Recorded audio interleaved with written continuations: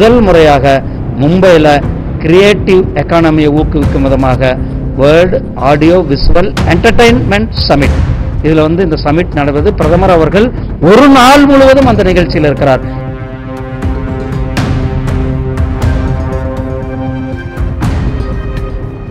வருகிற 1ஆம் தேதியிலிருந்து மே மாதம் 1ஆம் தேதியிலிருந்து 4ஆம் தேதி வரலும் முதல் முறையாக மும்பையில் கிரியேட்டிவ் எக்கானமியை ஊக்குவிக்கும் விதமாக world audio visual entertainment summit, இதுல இந்த சமிட் நடவது பிரதமர் அவர்கள் ஒரு நாள் முழுவதும் அந்த நிகழ்ச்சியில் இருக்கிறார்.